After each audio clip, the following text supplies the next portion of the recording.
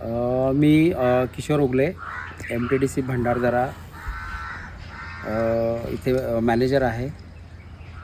या ठिकाणी पर्यटकांसाठी सुसज्ज अशा वेगवेगळ्या वातानुकूलित, बिगर वातानुकूलित अशा एकूण 38 रूम्स आहेत आणि अतिशय चांगला परिसर आहे. लेक व्ह्यू आहे आणि लोकांनी या ठिकाणी यावं, स्ट्रेसमुक्त होण्यासाठी. शिवाय निसर्गरम्य परिसर आहे, आवर्जून या ठिकाणी यावं अशी मी सर्व पर्यटकांना MTDCच्या वतीने विनंती करतो. आपल्या भंडारदरा परिसरामध्ये विविध प्रकारच्या वनस्पती, वन्य प्राणी, वन्यजीव, खूप काही असं निसर्गाचं लेणं लाभलेला हा परिसर आहे. दुर्ग भ्रमंती ट्रेकरसाठी तर खजिनाच म्हणावं लागेल.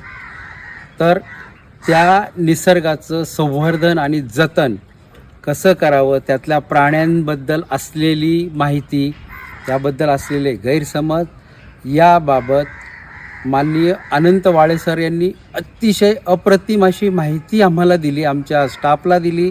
अनेक गैरसमज स्टाफमध्ये असलेले ते दूर झाले आणि पर्यावरणाचं रक्षण, निसर्गाचं रक्षण आणि वन्य प्राण्यांचं संवर्धन कसं करावं आणि ते संवर्धन पुढच्या पिढीसाठी किती लाभदायक आहे, किती फायदेशीर ठरणार आहे याचं सविस्तर माहिती त्यांनी आमच्या सर्व कर्मचाऱ्यांना दिली. त्याबद्दल मी त्यांचे अतिशय मनापासून धन्यवाद देतो. या क्षेत्रामध्ये मला स्वतः आवड असल्यामुळे मी सतत डोंगरावर कुठल्या ना कुठल्या ट्रेकला मित्रांसोबत जातो, कधी एकटा जातो.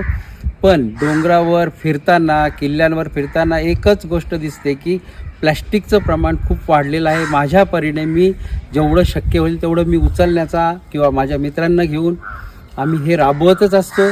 माझं आव्हान असं आहे का पर्यटकांना, दुर्गप्रेमींना, निसर्गप्रेमींना मी हात जोडून विनंती करतो की प्लॅस्टिकचा वापर शून्य झाला पाहिजे. कारण ह्या प्लॅस्टिकमध्ये आपल्या जंगलातील वन्य प्राण्यांना किती इजा होते, किती त्रास होतो हे आपण जर बघितलं तर ते अतिशय धक्कादायक गोष्ट आहे.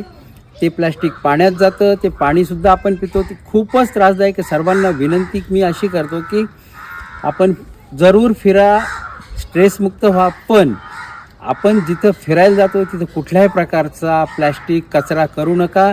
आपण नेलेला जे काही असेल प्लॅस्टिक ते आपण वापर करा. पुन्हा वापर झाली ती पिशवी, प्लॅस्टिकची पिशवी असेल, बॉटल असेल, ते आपल्यासोबत पुन्हा घेऊन या आणि आपल्या डस्टबिनमध्ये टाका, जेणेकरून त्याची प्रॉपर प्रोसेस ही नगरपालिका किंवा ग्रामपंचायत कोणतरी करत असेल.